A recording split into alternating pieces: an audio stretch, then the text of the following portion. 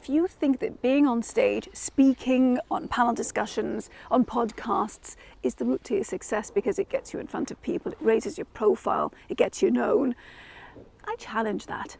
Now, the inspiration for this video is a client of mine, a specific client who is doing all of these things. He's getting more speaking engagements offered to him. And his business isn't thriving. I would say that I'm guessing he's not even breaking even. And that's because he doesn't have a system in place that means that he can turn the opportunities he's got, the being under the spotlight, into results for himself, for his business. My name is Nima, and I train experts, people at the top of their niche, whether they work in the corporate world or for themselves, to communicate in a way that positions them as the expert in their niche, plus gets them the results they're after. Because these are not the same thing. Let me explain. Okay, so I'm thinking of this specific client. He has been, he's produced a podcast a week for years, and that's what his business does. He produces podcasts for companies and people who want podcasts, but you wouldn't know it to look at his profile, to look at his digital footprint. So what I mean is he doesn't have steps in place to tell people what he does, how he earns, what he wants them to get in touch with him for. Plus, he doesn't have a really easy system in place for them to do that, because people, we're going to take the path of least resistance. If something is a lot of effort, we're just not going to do it, right? Now, the very first step, though, before any of this is define what your big I made it is. If you haven't thought through what you want out of everything that you do, what your big success is, then how do you create a path there? So the first thing is, what is your big I made it? And then what is the I made it, the result for each interaction that you have? For example, with this client, his current success is booking discovery calls. He needs to get on calls with clients, potential clients, to discover their language, their bottlenecks, their concerns. What is it that gets them over the line and becoming clients? For another client of mine, her success is creating a direct link between her and people who want more from her. She has a very high-flying corporate career. She's an expert in government regulation, and she wants options. She left where she works because she wasn't true to herself, to her values, her principles. And in fact, last week she shared with me that she's so thrilled that she does not have to sugarcoat issues, she does not have to bullshit, and she doesn't have to bury the fact that she is against what's happening to the Palestinians. Her next employer will be the right one for her because she's showing up as her full self in her engagements. She was speaking at a conference last week, and guess what? The right people for her came up to her and want more from her. So the big thing is, again, take a step back. What's your big I made it? This is what I want from my life, from my business, from my career. What is that? Then think to yourself, okay, I've got this visibility thing, I've got this opportunity, I've got this interaction. How does it serve that bigger I made it? So I call this a stepping stone system. Every interaction that you have is a stepping stone towards the result that you want for yourself if you position yourself in the right way, if you communicate in the right way to cement what you want to be the go-to for, what you want people to come to you with, the types of opportunities that are perfect for you, and the types of people, clients who are perfect for you. Really important. Okay, so you've done that. Then you want to make sure that you have gone through the very first phase of my process. I call it build. You want to define exactly what you want to be known for and do more of.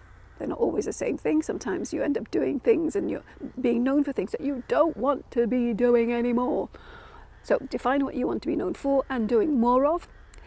Who by, what type of, it's not just about what type of problem they have, but it's also about what type of person they are, what type of values do they have. So you want to attract the right people for you and push away the wrong people for you. Really important. People don't do this because they think that they're going to lose out on some fantastic opportunity. The opposite is true. When you are very clear about what you want to do, will not do, the right opportunity makes its way to you. And you want to Let people know how you are different from everybody else in your niche. This is what I call the build phase. It's a 3-phase system that I have. It's called build, share, elevate. Build is define what you want to do, what you want to be known for, who buy, why they should care. Use your credibility, your expertise, your experience, your excellence to build this out. Share is where you laser focus on the words that the best person for you will perk up when they hear, will realize, oh yeah, this person is talking about me, about somebody like me. I need more from this person. What language they use, words they use, the things that make them pay attention. That's really important. And it's about how do you share this? So how do you structure what you're sharing? How are you going to be when you've got the opportunity to share it with the right people? And elevate is the next phase, which is excellence. You don't want to be mediocre. You are an expert. Yeah. You want to raise the bar. It's always about raising the bar. It's not about disabling yourself so that you think, I have to be perfect. Nope, perfection is, well, it doesn't exist, and it's rubbish, and it holds you back, it kills you, your life, your potential, because you just hold back. You don't put yourself out there. You don't actually find out what people want, what people make of you, what resonates, what doesn't resonate, because you are waiting for it to be perfect, this mythical thing that will never ever happen. And the thing is that when you get really good at one way of sharing what you know and do, then you move the goalpost and you say, now I want to do it this way. And it could be getting on video, it could be hosting your own podcast, it could be writing a book. The method, the medium, I call this the medium, changes, but the message doesn't. So let's go back to the message. This is the thing that's missing. People think, I'll get on stage, or I'll be on a podcast. I've got this opportunity, this interaction where I can share what I know and do. Great, but if you do it from what I call an education-based way, you lose out. You see, I have a theory, and it is this. We are rubbish at communicating in an effective way, meaning in a way that interests other people and has an impact and influences their next action, because we are so stuck in the education-based way that we were taught, that not only we weren't just taught it, it was doctrine. We had to deliver in a certain way to get good grades, to be able to pass, to be able to get those letters after your name. And this is regurgitation of what you know, of facts, figures. It's not actually figuring out what people would be interested in, how this helps, why you exist, why they should care about what you're saying. Okay, that's a very different way of thinking first, and then communicating, structuring what you want to say and getting it out there. This education-based way of communicating and proving what you know and do carries on into your work life. So the people who get ahead in their corporate careers are people who are great at giving things like presentations, leading meetings, because they've got, that thing which says what they know and do, what the company does. The company loves to hear keywords, loves to hear the names of projects said back to it. Yay! Nobody cares. Nobody cares. In fact, when I train people in the corporate world, this is one of the biggest aha moments they have, which is, so I've ticked the boxes internally. I've said all the keywords, I've said the project names, I've said all the names, the words. They're meaningless to anyone unless you define what they are, and nobody's listening unless you share why it's important. So you want to start with benefit, result. Why should they care? Why is it important to them? Then you can bring in the other information. Nobody teaches this. Nobody teaches it in a way that can translate into every single type of interaction that you do. When I say interaction, I mean a meeting, a pitch, a podcast interview, being on a panel discussion, being on stage, but also being in the corridor, a passing comment, meeting someone. It's any interaction. Any interaction becomes an opportunity when you change the way you think, structure what you want to get across, and share it. Share it in a way that gets the other person thinking, this is for me, I need to know more from you. So back to my client who is the inspo for this video. He knows a lot, but he's not injecting his difference and what he knows in a way to get the right people for him, leaning in and saying, I want to work with you. You are exactly the kind of person who I need right now. So if you define it, know it, but you don't share it in a really obvious, simple way, again, nobody will know, and you will lose out on every opportunity going, because you haven't broadcasted, you haven't signaled to the world, I do this, if you have this issue, I'm your person. Really simple.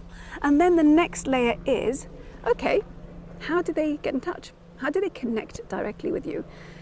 You know, every single expert in the corporate world specifically that I work with, not so much the people who work for themselves, because they realize that it's a very different game when you work for yourself. You have to have these things in place. But surprisingly, this client that I'm thinking of doesn't. Anyway, people who are experts, they don't think in terms of having a direct link with the type of person who would want more from them. Now, that type of person could be a future boss, a team leader, somebody who books people for events.